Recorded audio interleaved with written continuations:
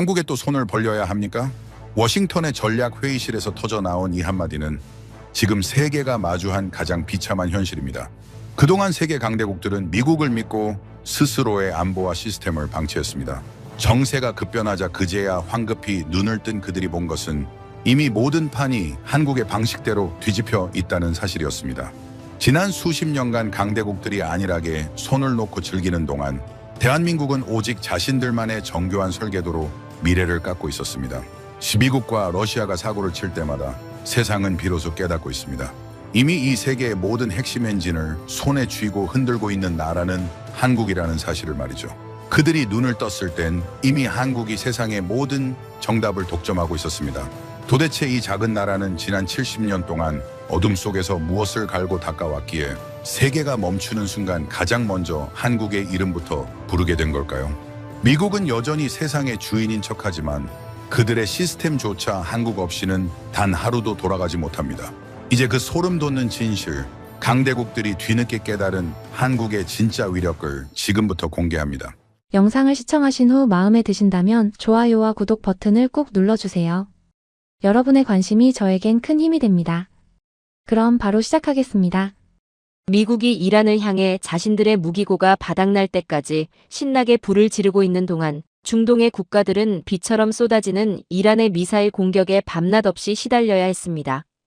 그 여파로 세계의 유가, 환율, 그리고 주가는 미쳐 날뛰기 시작했죠.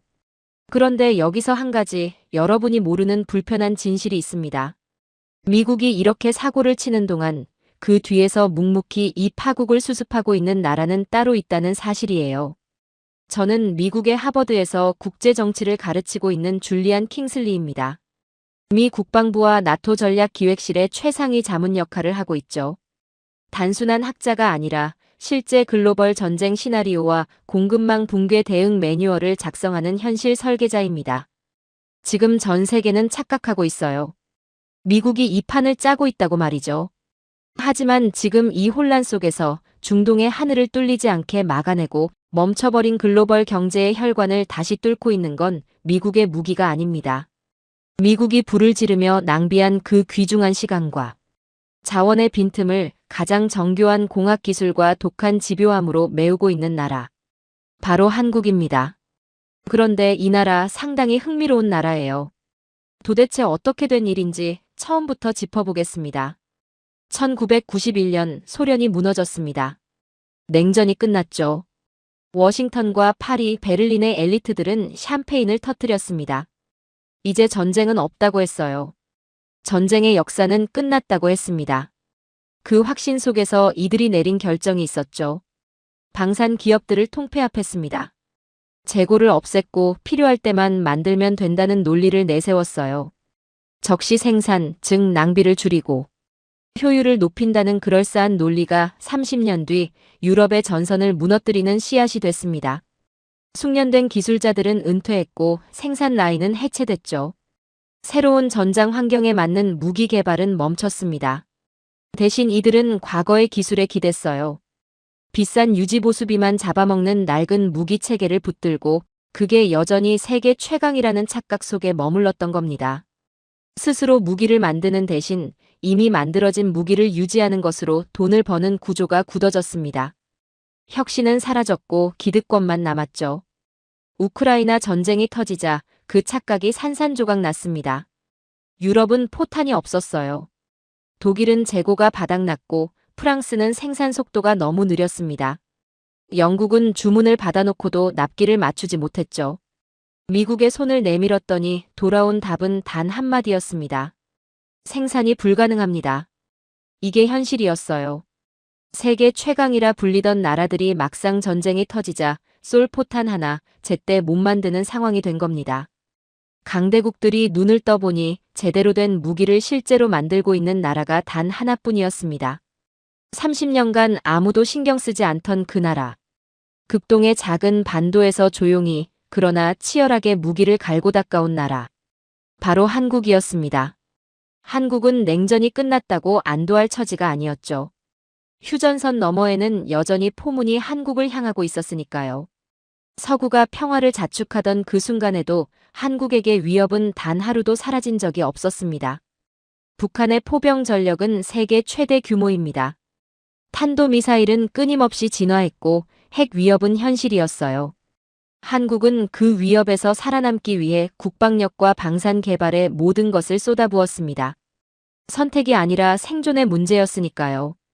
다른 나라들이 국방 예산을 줄이고 방산 라인을 닫을 때 한국은 오히려 더 깊이 파고들었습니다.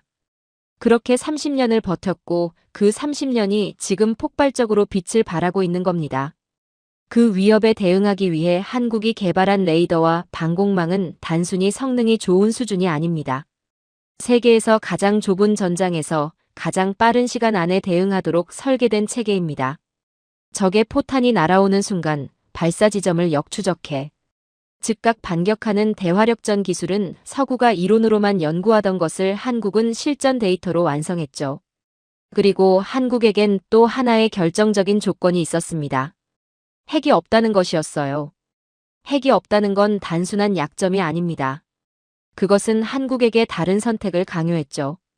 핵을 대신할 무언가가 반드시 필요했고 한국은 그 답을 압도적인 정밀 타격 능력에서 찾았습니다.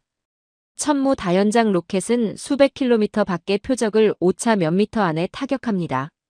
현무 탄도미사일은 적의 핵심 시설을 순식간에 무력화하죠. K2 흑표 전차는 세계 어떤 전차와 비교해도 밀리지 않는 성능을 갖추고 있어요.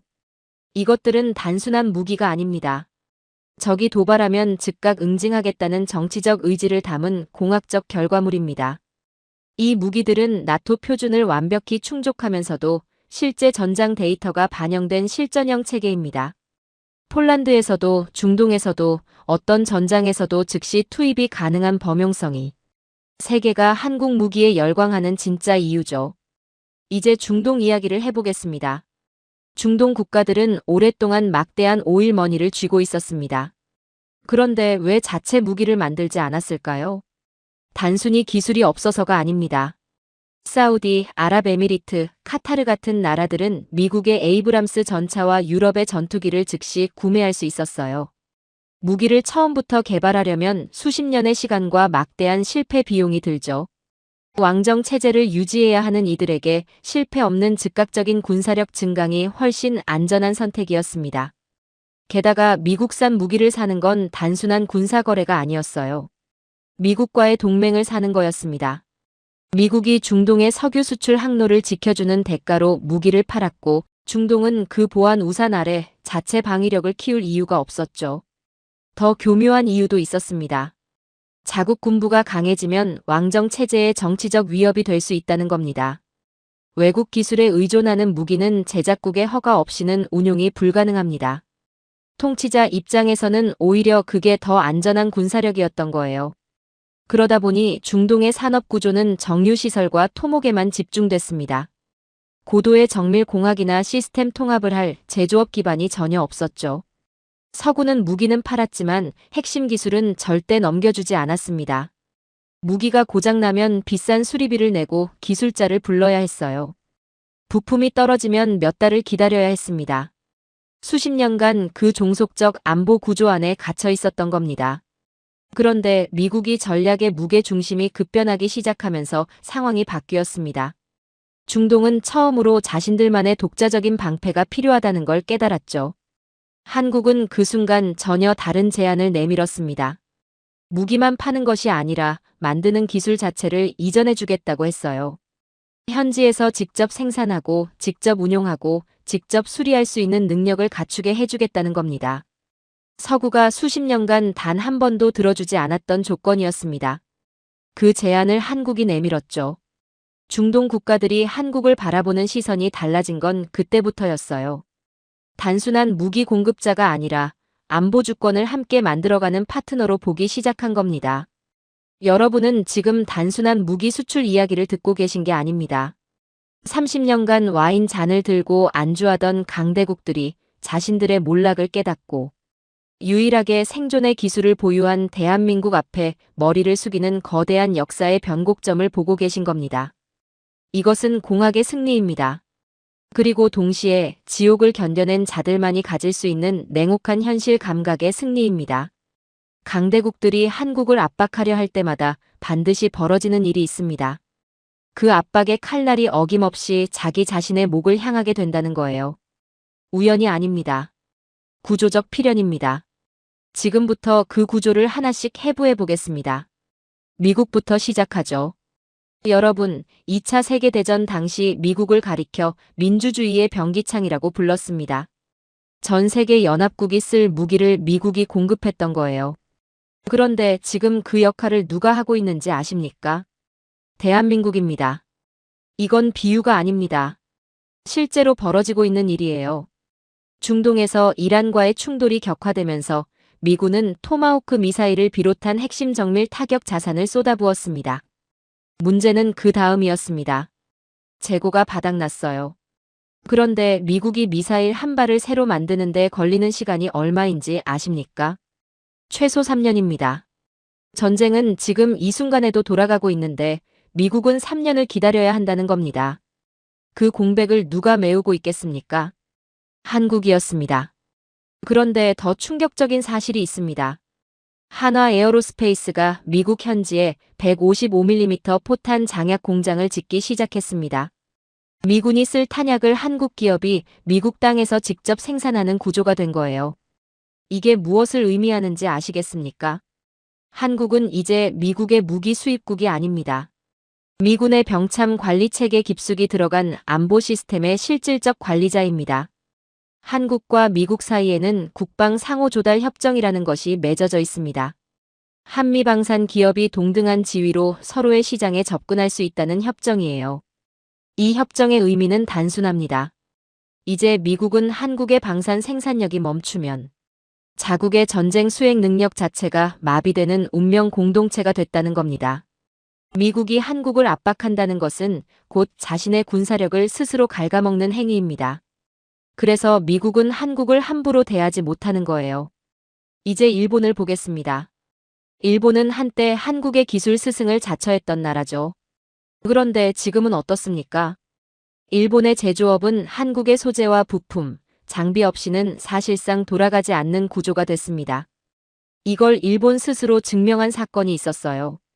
몇 년 전 일본이 한국의 반도체 소재 수출 규제를 가했습니다. 한국을 길들이겠다는 의도였죠. 그런데 결과가 어땠습니까? 한국은 그 소재들을 국산화해버렸습니다. 오히려 한국의 기술 자립도가 높아졌고 정작 일본 기업들이 매출 타격을 입었어요. 압박이 부메랑이 된 겁니다. 반도체와 디스플레이 분야에서 일본 기업들은 이미 한국의 기술 표준을 따라가지 못하고 있습니다. 일본의 프리미엄 자동차와 가전 산업은 한국산 핵심 부품 공급이 끊기는 순간 경쟁력을 잃게 돼요. 일본이 한국을 건드리는 것은 자국 산업계에 사망 선고를 내리는 행위와 같습니다. 그래서 일본도 한국을 함부로 대하지 못하는 거예요. 중국은 어떨까요? 중국은 지금 인공지능 굴기와 전기차 패권을 외치고 있습니다. 중국 제조 2025를 선언하며 세계 제조업의 표준을 자신들이 주도하겠다고 했죠. 그런데 그 야망의 심장부를 들여다보면 한국이 있습니다. 한국은 메모리 반도체 시장의 70%를 장악하고 있어요. 중국의 모든 데이터 센터, 인공지능 서버, 전기차 배터리 관리 시스템은 한국산 반도체와 배터리 없이는 단 하루도 돌아가지 않습니다. 중국이 한국을 적대시하는 순간 중국의 인공지능은 멈추고 전기차 공장은 가동을 중단하게 되죠. 더 결정적인 게 있습니다. 한국은 중국이 따라올 수 없는 3나노 이하의 차세대 반도체 공정 기술을 독점하고 있어요. 중국은 한국의 기술을 통제하려 할수록 오히려 그 기술에 더 깊이 종속되는 아이러니한 상황에 빠져 있습니다. 중국이 한국을 압박하면 할수록 자신의 미래 패권이 무너지는 구조예요. 그래서 중국도 한국을 함부로 대하지 못하는 겁니다. 러시아를 빼놓을 수 없죠. 서방의 강도 높은 제재를 받고 있는 러시아는 첨단 부품과 정밀 장비 공급망에서 사실상 고립된 상태입니다. 중국에 기댈 수 있지 않냐고요? 중국의 기술력은 정밀도와 신뢰성 면에서 서구권 수준을 대체하기 어렵습니다. 러시아가 진정으로 산업 현대화를 이루려면 한국의 반도체 제어 장비와 공작 기계, 자동화 로봇 기술이 반드시 필요해요. 게다가 러시아는 언젠가 전쟁이 끝나면 폐허가 된 산업 기반을 다시 일으켜야 하는 거대한 과제를 안게 됩니다. 가스와 석유 생산 설비, 도시 인프라, 공장을 단기간에 최상의 효율로 복구할 수 있는 나라가 어디일까요? 한국뿐입니다. 폐허에서 세계 10위권 경제 강국을 만들어낸 유일한 나라니까요. 러시아가 한국을 적으로 돌리는 순간 전후 재건의 가장 유능한 파트너를 영원히 잃게 됩니다. 그건 러시아 스스로에게 미래를 포기하는 행위예요. 그래서 러시아도 한국을 함부로 대하지 못하는 겁니다. 유럽 이야기를 해보죠. 이미 유럽의 방산 생태계가 얼마나 처참하게 무너졌는지 말씀드렸습니다. 그 유럽이 지금 어디에 손을 내밀고 있는지 아십니까? 한국입니다. 독일의 레오파드 전차를 주문하면 납기가 5년에서 10년입니다. 프랑스 무기도 마찬가지예요. 반면 한국은 K2 전차 대대를 6개월 안에 인도합니다. 폴란드가 한국에 역대 최대 규모의 방산 계약을 체결한 이유가 바로 이겁니다. 성능 때문만이 아니에요. 믿을 수 있는 납기, 그리고 기술 이전이라는 두 가지 조건을 동시에 충족하는 나라가 한국밖에 없기 때문입니다. 유럽의 방산 강국들이 자존심을 꺾고 한국의 기술 이전 모델을 받아들이기 시작했습니다. 자국 방위를 한국형 표준으로 재설계하고 있는 거예요. 이게 어떤 의미인지 아십니까? 과거에는 나토 표준이 곧 유럽 방산의 기준이었습니다. 그런데 지금은 나토 표준과 한국형 기술이 결합된 새로운 안보 패러다임이 유럽을 장악해가고 있어요. 한국이 유럽 안보의 새로운 표준을 쓰고 있는 겁니다. 보십시오. 강대국들이 한국을 두고 벌이는 외교적 제스처는 정치가 아닙니다. 그것은 생존입니다. 미국도, 일본도, 중국도, 러시아도, 유럽도 한국을 압박하려 하지만 매번 그 압박의 칼날이 자신의 목을 향하고 있음을 깨닫습니다. 한국은 이제 지도를 받아드는 나라가 아닙니다. 지도의 한복판에 서서 강대국들을 움직이게 만드는 거대한 엔진 그 자체입니다. 여러분은 한국을 어떤 나라라고 생각하십니까? 작은 나라, 자원도 없는 나라, 강대국 틈에 낀 나라. 틀린 말이 아닙니다. 그런데 그 작은 나라가 수천 년 동안 단 한 번도 완전히 무너지지 않았어요. 동쪽에서, 북쪽에서, 바다 건너에서 끊임없이 침략이 밀려왔습니다. 세계를 정복한 제국들이 이 땅을 향해 군대를 보냈고 그때마다 세계는 이 나라가 끝났다고 했죠. 그런데 한국은 매번 살아남았습니다. 이게 운이라고 생각하십니까? 저는 그렇게 보지 않아요. 이것은 수천 년에 걸쳐 단련된 생존의 공학입니다. 그리고 그 유전자가 지금 이 순간 전 세계 방산 시장을 뒤흔들고 있는 한국 무기 체계의 혈관 속에 그대로 흐르고 있습니다. 고구려부터 시작하겠습니다. 고구려는 700년을 존속했습니다. 단순히 오래 버틴 게 아닙니다. 당시 동아시아 최강 대국이었던 수나라와 당나라가 국력을 총동원해 이 나라를 무너뜨리려 했어요. 수양제는 무려 113만 대군을 이끌고 고구려를 침공했습니다. 결과가 어땠을까요? 살수에서 을지문덕 장군에게 전멸에 가까운 패배를 당했어요. 어떻게 가능했을까요? 고구려는 국가 전체를 하나의 병영으로 만들었습니다. 요동 일대에 촘촘한 성곽망을 구축해 적을 분산시키고 지치게 만들었죠. 그리고 개마무사라는 철갑 기병 부대를 운용했습니다. 말과 기병 모두 철제 갑옷으로 무장한 당대 최첨단 기동 타격대였어요. 철저한 방어로 적을 소모시키고 결정적 순간에 전격적으로 역공하는 전술 체계였습니다. 이게 어디서 많이 들어본 구조 아닙니까? 지금 한국의 K2 흑표 전차 운용 교리가 바로 이겁니다. 방어력으로 버티다 순간적으로 타격하는 구조예요. 1400년 전 고구려의 전술 DNA가 오늘날 한국 방산 체계에 그대로 살아있습니다. 고려로 넘어가겠습니다. 몽골은 인류 역사상 가장 넓은 제국을 건설한 나라입니다. 유럽까지 정복했던 그 몽골이 고려 하나를 완전히 굴복시키는데 40년이 걸렸어요. 40년입니다. 왜 그랬을까요? 고려는 항복하지 않았기 때문입니다. 강화도로 수도를 옮기고 본토에서 치열한 항전을 이어갔어요. 그런데 더 놀라운 건 그 전쟁 중에 8만 대장경을 만들었다는 겁니다.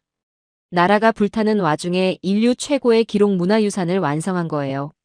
그리고 동시에 몽골의 화약 기술과 천문 기술을 전쟁이라는 용광로 속에서 강제로 빼앗아 자신의 것으로 만들었습니다. 적과 싸우면서 적의 기술을 흡수해버린 겁니다. 이 패턴이 지금도 반복되고 있다는 걸 아십니까? 한국이 미국과 유럽의 기술을 도입한 뒤 국산화하고 개량해서 오히려 역으로 수출하는 구조가 바로 이겁니다. 고려가 몽골의 기술을 흡수했던 그 유전자가 현대 한국의 기술 재가공 능력으로 이어진 거예요. 조선 이야기를 해보겠습니다. 임진왜란은 조선이 거의 멸망할 뻔한 전쟁이었습니다. 일본군은 부산에 상륙한 지 불과 20일 만에 한양을 점령했어요. 그런데 조선은 무너지지 않았습니다. 이순신 장군이 이끄는 수군이 바다를 막았고 전국 각지에서 의병이 일어났어요. 그리고 그 전쟁에서 탄생한 것이 거북선이었습니다. 거북선은 단순한 군함이 아닙니다. 세계 최초의 돌격 장갑함이에요. 덮개로 덮인 구조가 적의 백병전을 원천 차단했고 사방에서 화포를 쏟아낼 수 있는 설계였습니다. 강력한 방호력과 정밀 타격을 동시에 갖춘 플랫폼이었어요. 지금 한국 해군의 전투함 설계 철학이 바로 이겁니다. 방어하면서 타격하는 구조예요. 그리고 조선에는 또 하나의 강점이 있었습니다. 500년 동안 전쟁과 정치적 격변 속에서도 국가 행정 시스템이 한 번도 완전히 멈추지 않았다는 거예요. 조세를 걷고 병력을 징집하고 물자를 보급하는 체계가 끊임없이 돌아갔습니다. 이 극도로 효율적인 관리 시스템이 오늘날 한국이 단기간에 무기를 대량 생산하고 납기를 지키는 능력의 뿌리가 된 거예요. 이제 가장 가까운 역사로 오겠습니다. 1950년 한국 전쟁이 터졌습니다. 소련의 지원을 등에 업은 북한군이 38선을 넘어 밀려왔고 한반도는 그야말로 잿더미가 됐어요. 산업 기반이라고 부를 수 있는 것들이 전부 사라졌습니다. 그런데 한국은 그 폐허 속에서 고철을 주었습니다. 망치를 들고 부서진 미군 무기를 고치기 시작했어요. 처음에는 고치는 법조차 몰랐습니다. 하지만 매일 분해하고 조립하기를 반복했죠. 남의 것을 고치다 보니 만드는 법을 알게 됐어요. 이것이 한국 정밀기계공학의 출발점이었습니다. 이 시기가 없었다면 1970년대 중화학공업화는 불가능했을 겁니다. 갑자기 이루어진 기적이 아니었어요.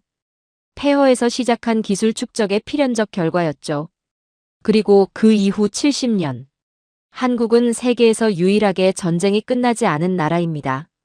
정전이지 종전이 아닙니다. 그 70년 동안 한국은 북한의 모든 침투 기술을 분석하고 새로운 위협이 등장할 때마다 그에 대응하는 역기술을 개발했어요. 실전에서 터지지 않으면 죽는다는 절박함이 기술 개발의 동력이었습니다. 서구 강대국들이 이론 속에서 무기를 설계할 때 한국은 실전 데이터로 무기를 완성했어요. 그게 한국 무기가 어떤 전장에서도 즉시 작동하는 이유입니다.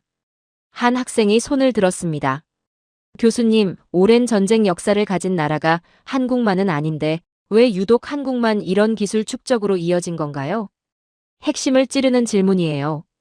다른 나라들은 전쟁이 끝나면 평화가 왔습니다.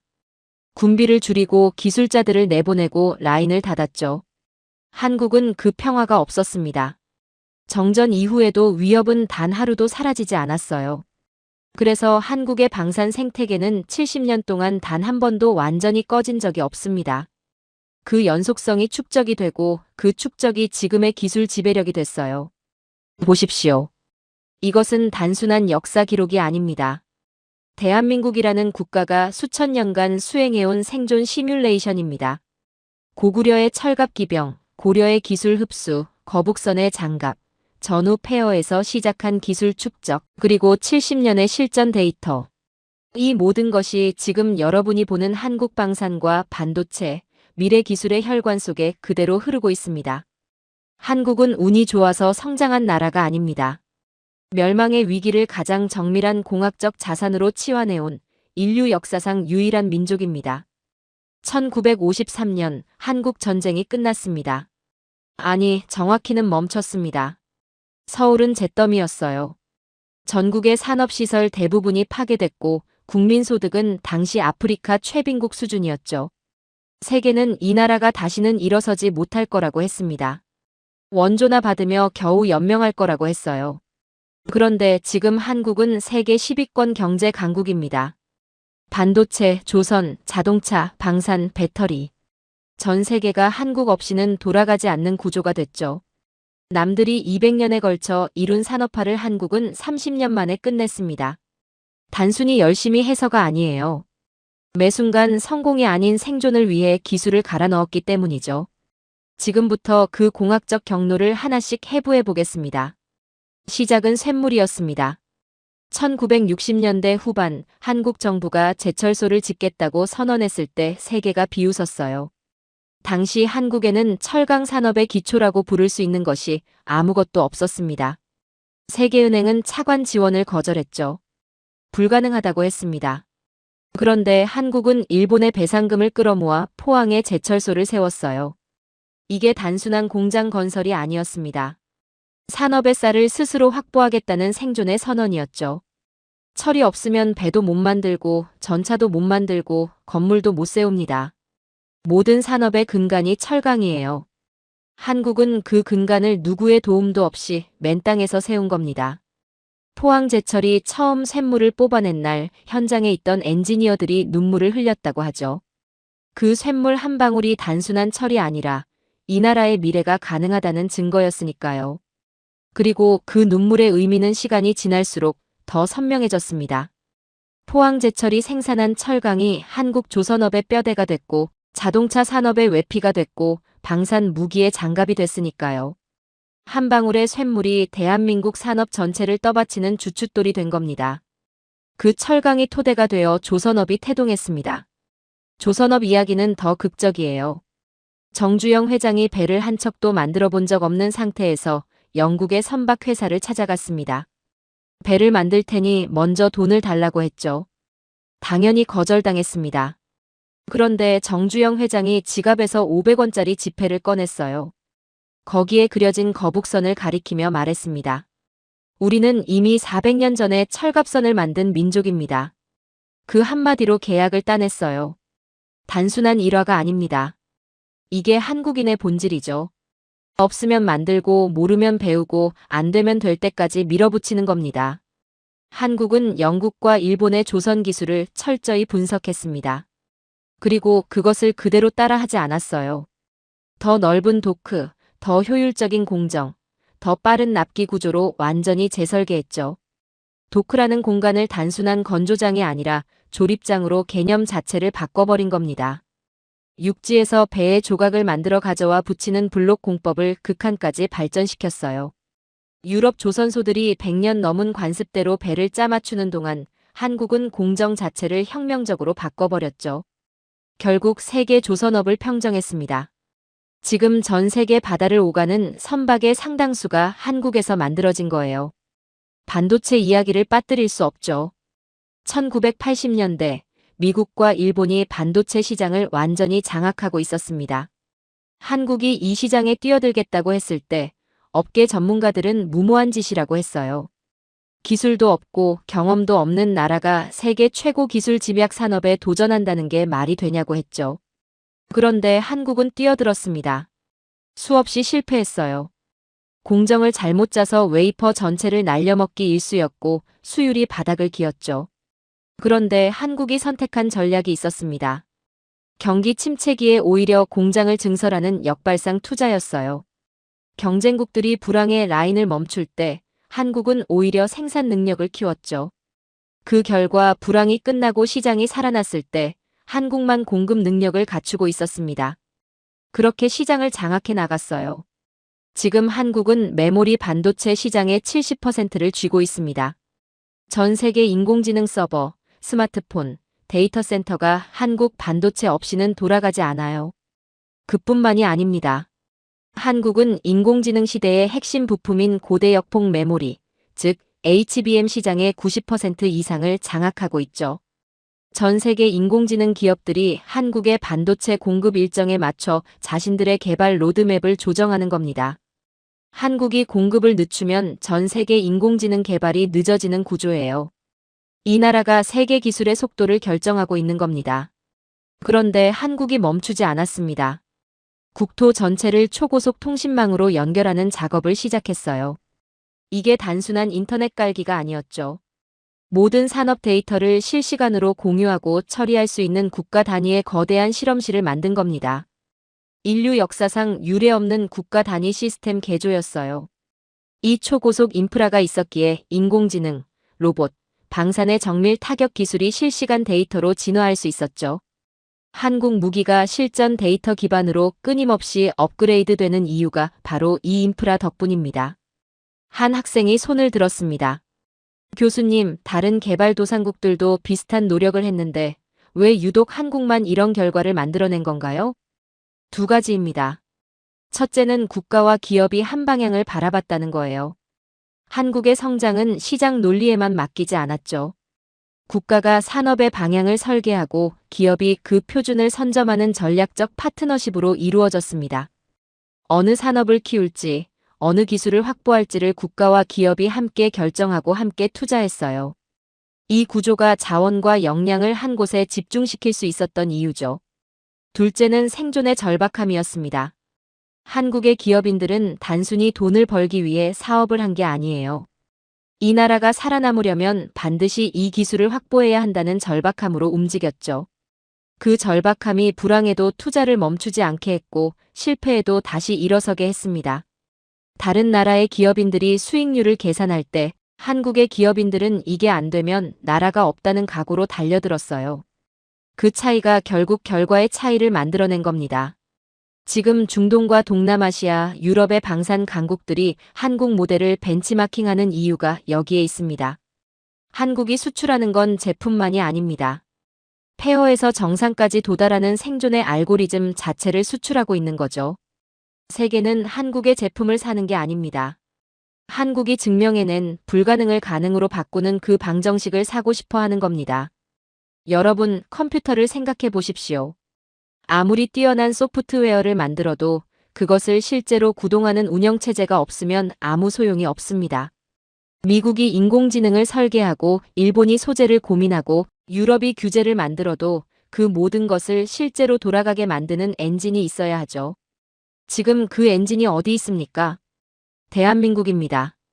세계 문명이라는 거대한 컴퓨터의 운영체제를 한국이 쥐고 있습니다. 이게 과장처럼 들리십니까?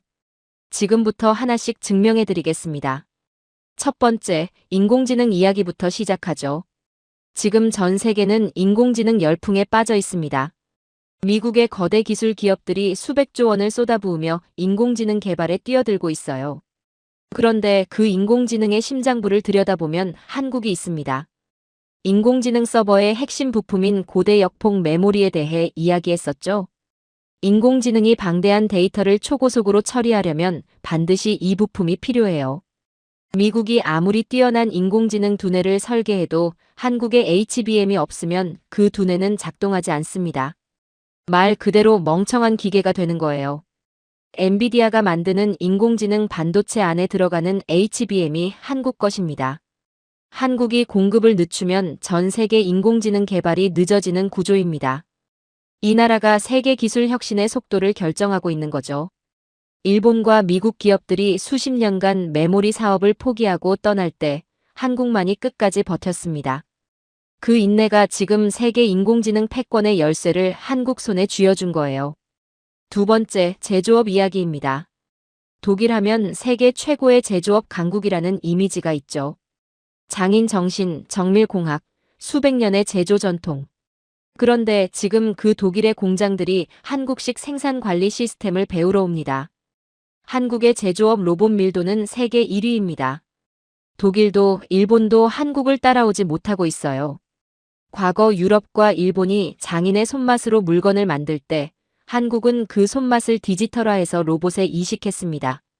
사람의 감각을 데이터로 바꾸고 그 데이터를 기계에 심어 오차 없이 재현하는 기술이죠. 그 결과가 세계 최고 수준의 불량률 제로에 가까운 생산 품질입니다. 한국 제품이 세계 어디서나 신뢰를 받는 이유가 바로 이 정밀함 때문이에요. 세 번째, 바이오 이야기를 해보겠습니다. 전 세계 제약사들이 신약을 개발합니다. 미국의 화이자, 독일의 바이엘, 스위스의 로슈. 이들이 수천억 원을 투자해 새로운 의약품을 만들어냅니다. 그런데 그 약을 전 세계에 대량으로 생산해 공급하는 능력을 갖춘 나라가 어디냐는 질문을 던지면 답은 하나입니다. 한국이에요. 삼성 바이오로직스의 생산 능력은 세계 1위입니다. 미국과 유럽의 제약사들이 신약을 개발해도 그것을 안정적으로 대량 생산하는데 한국이 없으면 안 되는 구조가 됐어요. 한국이 멈추면 전 세계 병원이 멈춥니다. 그리고 이 사실이 가장 극명하게 드러난 것이 팬데믹이었죠. 전 세계가 백신이 필요할 때 미국과 유럽은 자국 보호에 급급했습니다. 한국은 전 세계에 백신과 치료제를 생산해 공급하는 글로벌 제조 허브 역할을 했어요. 위기의 순간에 인류를 살린 생산 능력, 그게 한국이었습니다. 네 번째, 우주 이야기입니다. 한국이 독자 기술로 만든 누리호가 우주로 날아올랐습니다. 이로써 한국은 세계 7대 우주 강국 반열에 올랐어요. 미국, 러시아, 유럽, 중국, 일본, 인도에 이어 한국이 독자적으로 우주에 물체를 올려보낼 수 있는 나라가 된 겁니다. 단순히 로켓을 쏜 게 아닙니다. 우주는 21세기 안보의 핵심 공간이에요. 위성이 없으면 군사작전을 할 수 없고 통신이 끊기고 정밀 타격도 불가능합니다. 한국은 이제 우주에서 내려다보며 전 세계 재난과 안보 정보를 가장 빠르게 처리하는 우주 정보의 허브로 도약하고 있죠. 그리고 비용 효율 면에서 수십 년간 우주 개발을 해온 일본을 한국이 빠르게 따라잡고 있습니다. 한국이 우주에서도 세계 표준을 새로 쓰고 있는 거예요.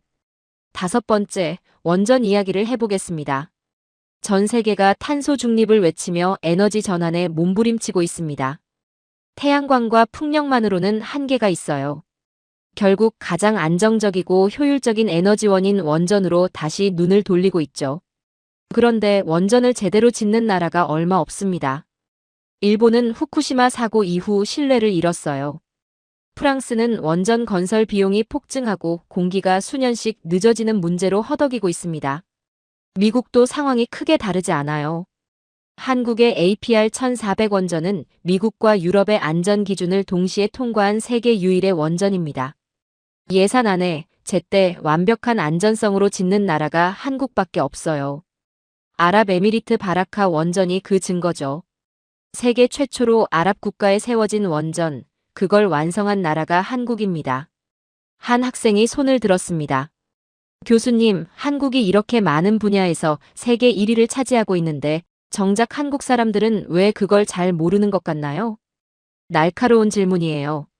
한국인들은 스스로를 낮추는 경향이 있습니다. 우리가 이 정도밖에 안 된다고 생각하죠. 하지만 세계의 시선은 전혀 다릅니다.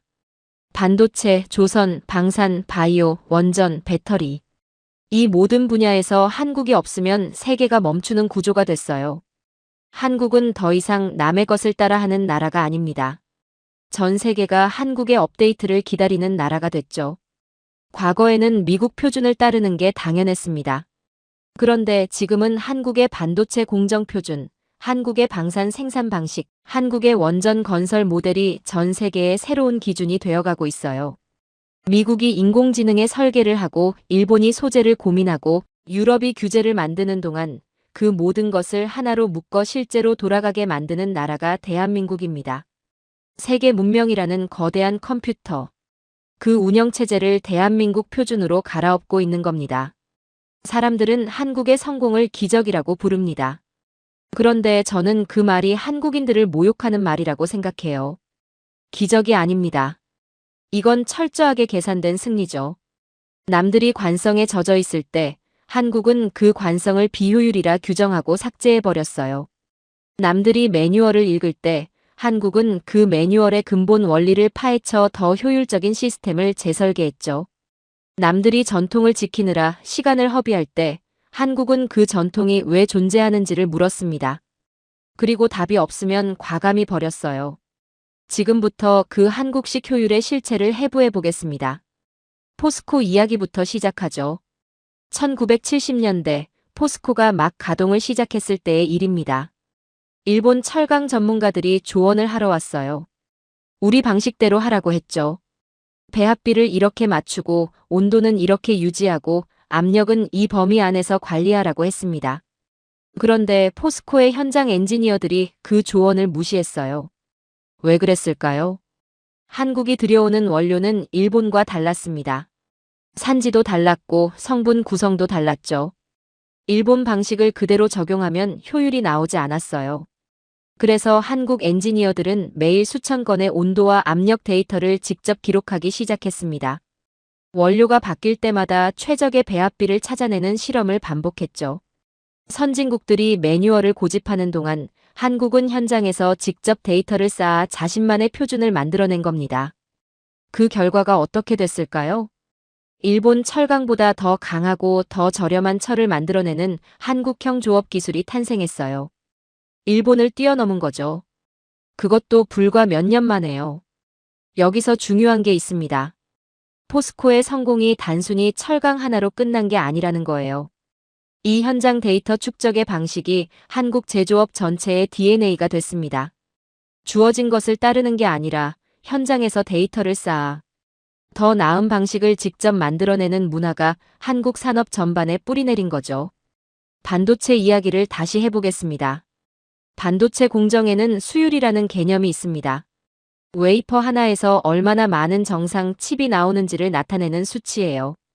이 수율이 1% 오르면 수백억 원의 이익이 달라집니다. 그래서 반도체 업계에서 수율 싸움은 전쟁이죠. 미국과 유럽의 반도체 기업들은 이 문제를 어떻게 접근합니까? 담당 부서가 데이터를 분석하고 보고서를 올리고 회의를 열고 의사결정을 내립니다. 빠르면 며칠, 느리면 몇 주가 걸려요. 그동안 불량 칩은 계속 쏟아져 나오죠. 한국은 다릅니다. 공정에서 문제가 생기는 순간 라인 전체가 하나의 유기체처럼 반응해요. 현장 엔지니어가 즉시 문제를 포착하고 실시간으로 의사결정권자와 소통하며 원인을 찾아냅니다.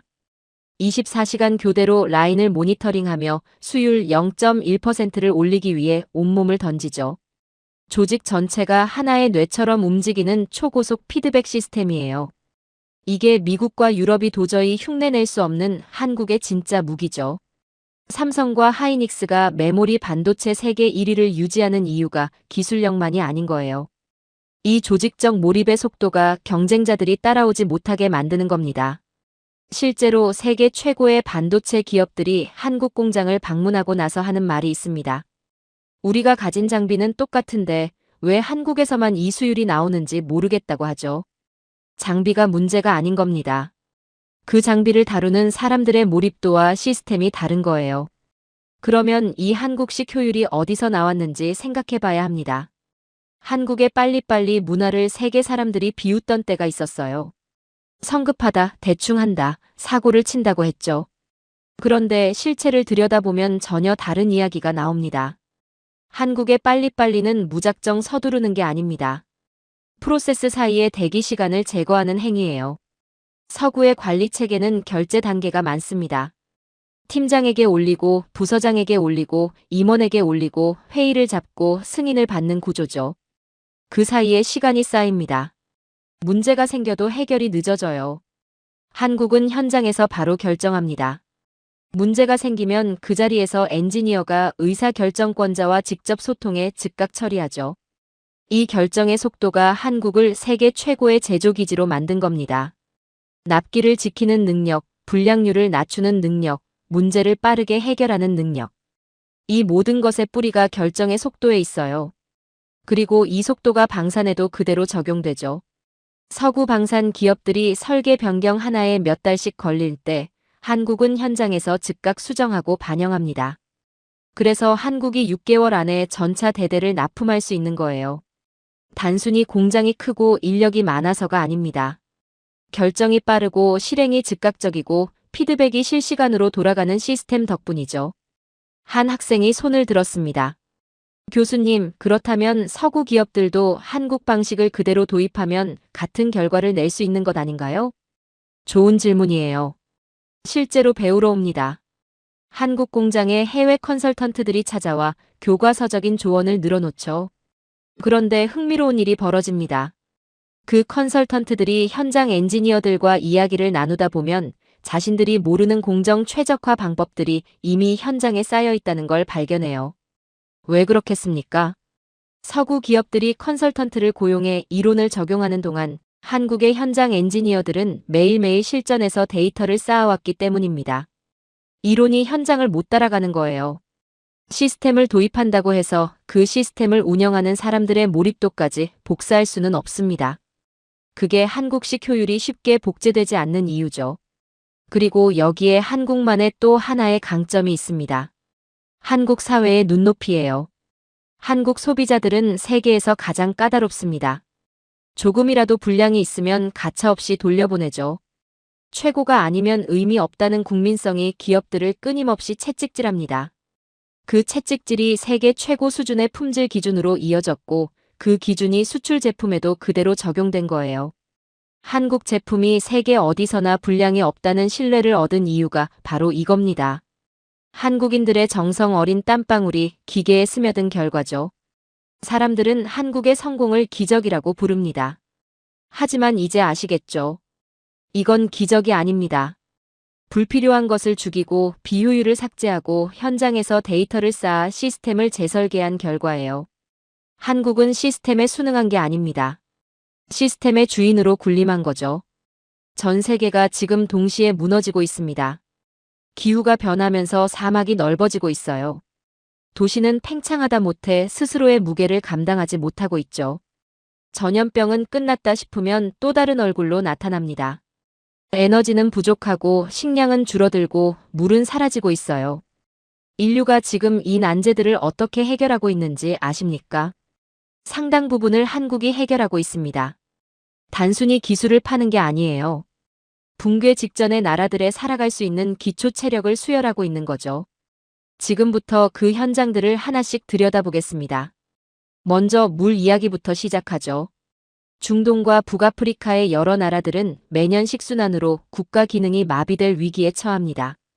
사막 한복판에서 수억 명이 살아가야 하는데 마실 물이 없는 거예요. 서구의 해수 담수화 기술이 없지는 않습니다. 그런데 문제가 있어요.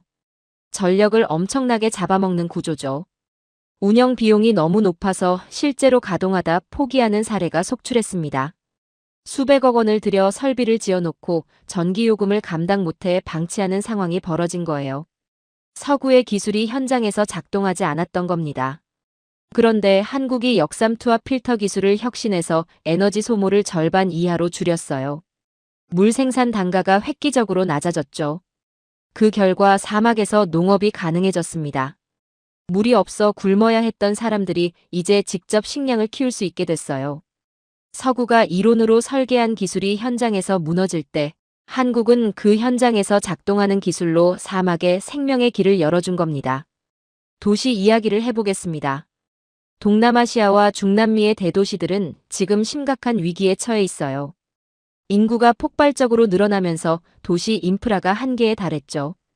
교통이 마비되고 전력이 부족하고 도시 전체가 기능을 잃어가고 있습니다. 서구의 스마트시티 솔루션이 있긴 한데 문제가 있어요. 도시 전체를 갈아엎어야 하는 구조죠. 수십 년이 걸리고 천문학적인 비용이 듭니다. 개발도상국들이 감당할 수 없는 모델이에요. 미국과 유럽의 컨설턴트들이 최첨단 청사진을 들고 왔다가 예산이 없다는 말에 짐을 싸고 돌아간 경우가 한두 번이 아닙니다. 화려한 설계도는 있는데 실제로 그 나라에 이식할 수 있는 현실적인 방법이 없었던 거예요. 한국은 다른 접근을 했습니다. 기존 인프라를 그대로 두고 그 위에 지능을 입히는 방식을 선택했죠. 인공지능이 실시간으로 신호등을 제어하고 전력망을 최적화하고 대중교통 흐름을 조율합니다. 도시를 부수지 않고 도시를 살리는 거예요. 비용은 서구 모델의 몇 분의 1이고 적용 기간은 몇 년 단위로 단축됩니다. 이 모델이 전 세계 개발도상국들이 가장 선호하는 방식이 됐어요. 서구가 팔지 못한 미래를 한국이 팔고 있는 거죠. 바이오 이야기를 빠뜨릴 수 없습니다. 팬데믹이 터졌을 때를 기억하시죠? 전 세계가 백신이 필요했어요. 그런데 미국과 유럽은 어떻게 했습니까? 자국민 먼저였습니다. 백신을 사재기하고 수출을 막고 자국 보호에 급급했죠. 민주주의와 인류애를 그토록 외치던 나라들이 정작 위기 앞에서 문을 걸어 잠근 겁니다. 개발도상국들은 백신을 구하지 못해 속수무책으로 당했어요. 그때 한국이 움직였습니다. 삼성 바이오로직스를 비롯한 한국 기업들이 전 세계에 백신과 치료제를 대량 생산해 공급하는 글로벌 제조 허브 역할을 했어요. 미국과 유럽은 신약을 개발하는 능력은 있지만 그것을 단기간에 수십억 도수로 만들어내는 대량 생산 능력에서 한계를 드러냈죠. 화이자가 설계하고 한국이 찍어내는 구조가 된 겁니다. 인류를 살리는 속도에서 타의 추종을 불허하는 의료 보루. 그게 한국이었어요. 에너지 이야기도 해보겠습니다. 유럽은 지금 에너지 전환의 한복판에서 심각한 진통을 겪고 있어요. 태양광과 풍력으로 전환하겠다고 했는데 문제가 생겼습니다. 재생에너지는 바람이 안 불면 전기가 없고 해가 안 뜨면 발전이 안 되죠. 에너지가 넘칠 때와 부족할 때의 편차가 너무 큰 겁니다. 그 불안정성 때문에 유럽 여러 나라에서 정전 위기가 반복됐어요. 탄소 중립을 외치며 세계를 선도하겠다던 독일과 프랑스의 산업 현장이 전력 부족으로 가동을 줄여야 하는 처지가 됐죠. 환경을 지키겠다고 나섰다가 정작 자국 산업이 무너지는 아이러니가 벌어진 겁니다. 한국의 에너지 저장 장치가 그 구멍을 메우고 있습니다. 넘치는 전기를 저장했다가 부족할 때 공급하는 기술이에요. 한국의 지능형 에너지 관리 시스템은 재생에너지가 낭비되지 않도록 전력을 최적의 타이밍에 저장하고 공급하죠. 탄소 중립을 선언한 유럽의 산업 현장이 한국 기술 덕분에 겨우 돌아가고 있는 거예요. 기후 위기로 에너지 전환이 불가피한 세계에서 한국이 그 전환의 안전망이 된 겁니다. 식량 이야기로 넘어가겠습니다. 기후 변화로 전통 농업이 무너지고 있어요. 비가 와야 할 때 가뭄이 오고 수확해야 할 때 홍수가 납니다. 미국 중서부의 곡창지대, 유럽의 농업 강국들이 기후 재앙 앞에 속수무책으로 흔들리고 있어요. 수천 년간 농업으로 세계를 먹여 살리던 나라들이 날씨 하나에 흔들리는 겁니다. 한국은 그 문제를 공학으로 풀었습니다. 환경을 완전히 통제하는 스마트팜 시스템이에요. 온도, 습도, 조명, 수분을 인공지능이 정밀하게 관리해서 사막에서도 좁은 실내 공간에서도 고효율로 식량을 생산하죠. 기후가 어떻게 변해도 수확량이 흔들리지 않는 구조입니다. 전통 농업 강국들이 하늘을 바라보며 기도할 때 한국은 하늘과 무관하게 식량을 생산하는 시스템을 만든 거예요. 이 기술을 식량 위기에 처한 나라들에 수출하고 있습니다. 그들의 식량 주권을 지켜주고 있는 거죠. 한 학생이 손을 들었습니다. 교수님, 서구 선진국들도 이런 기술들을 가지고 있는데 왜 현장에서는 한국 기술이 더 신뢰받는 건가요? 이유는 단순합니다. 한국 기술은 실패해본 기술이기 때문이에요. 서구의 기술은 연구소에서 설계되고 선진국 환경에서 검증됩니다. 그런데 현장은 연구소가 아니죠. 전력이 불안정하고 기후가 극단적이고 인프라가 열악한 환경에서 그 기술이 작동하느냐가 진짜 문제입니다. 한국은 그 모든 악조건을 이미 경험했어요. 가난했고 인프라가 없었고 자원도 없는 나라에서 기술을 갈고 닦아왔죠. 그래서 한국 기술은 어떤 환경에서도 작동합니다. 현장 경험이 풍부한 한국 기술자들의 손끝에서 나온 기술이기 때문이에요. 그게 세계가 한국 기술을 신뢰하는 진짜 이유입니다. 이제 전 세계는 한국을 보며 안도합니다. 기후 위기로 나라가 멈출 때, 식수가 고갈될 때, 전력이 끊길 때, 전염병이 퍼질 때, 그들은 한국의 기술이 담긴 장비와 시스템이 도착하기를 기다리죠. 한국은 이제 기술을 파는 나라를 넘어섰습니다. 지구촌이 무너지지 않도록 지탱하는 방파제가 된 거예요. 여러분, 지금까지 긴 여정을 함께 했습니다. 냉전 종식 이후 강대국들이 스스로 방산 생태계를 해체하는 동안 한국이 무엇을 했는지 봤죠. 미국도, 중국도, 러시아도, 일본도, 유럽도 한국을 압박하려 할 때마다 그 칼날이 자신의 목을 향하는 구조를 봤습니다. 수천 년간 외세의 침략 속에서도 단 한 번도 완전히 무너지지 않으며 기술을 갈고 닦아온 역사를 봤어요. 폐허에서 시작해 세계 10위권 경제 강국을 만들어낸 압축 성장의 실체를 봤죠.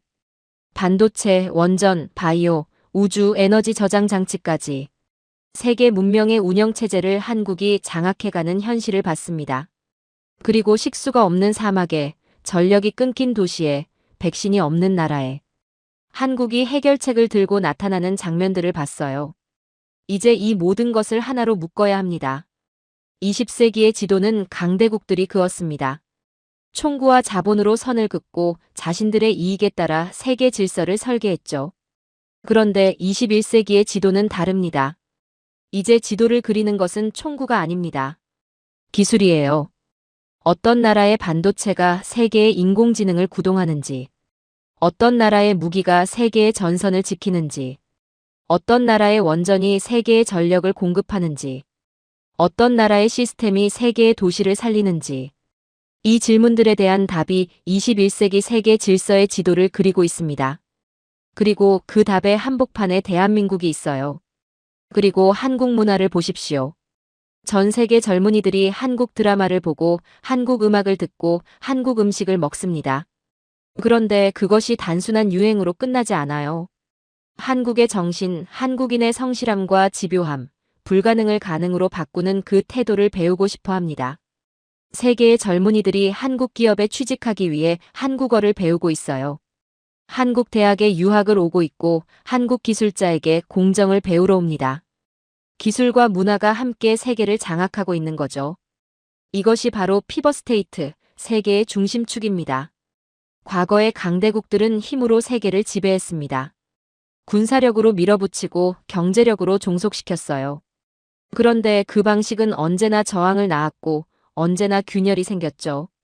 한국은 다릅니다. 한국은 필요한 나라가 됐습니다. 한국이 없으면 인공지능이 멈추고 전선이 무너지고 병원이 서고 도시가 마비되는 구조를 만들어낸 거예요. 강제로 지배하는 게 아니라 없어서는 안 되는 존재가 된 겁니다.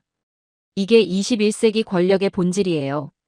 총구로 만든 패권은 총구가 사라지면 끝납니다. 하지만 기술로 만든 패권, 신뢰로 만든 패권, 문제를 해결해주는 능력으로 만든 패권은 쉽게 사라지지 않아요. 한국은 지금 그 패권을 조용히, 그러나 압도적으로 구축하고 있습니다. 여러분, 지금은 이 나라를 어떻게 보고 계십니까? 여전히 작은 나라라고 생각하시나요? 강대국 틈에 낀 불쌍한 나라라고 생각하십니까? 그 생각을 지금 이 자리에서 완전히 버리십시오. 대한민국은 작은 나라가 아닙니다. 수천 년의 고난을 기술로 치환해온 나라입니다. 폐허에서 세계 표준을 만들어낸 나라예요. 강대국들이 하지 못한 걸 해낸 나라이고 전 세계가 도움을 요청하는 나라입니다. 세계의 인공지능을 구동하고 세계의 전선을 지키고 세계의 사람들을 살리는 나라죠.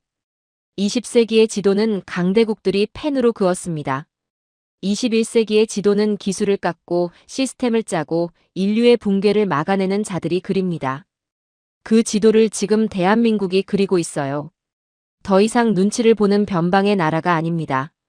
한국을 읽는다는 것은 21세기 세계의 진짜 엔진을 이해한다는 뜻입니다.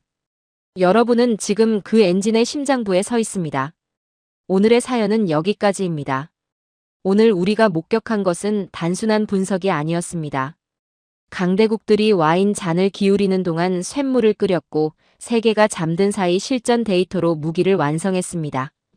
아무도 주목하지 않는 그 시간 동안 세계 문명의 운영체제를 조용히 장악해온 나라. 대한민국입니다. 21세기의 지도는 지금 이 순간에도 다시 그려지고 있습니다. 긴 영상 시청해주셔서 감사합니다. 내일은 더 좋은 영상으로 찾아오겠습니다.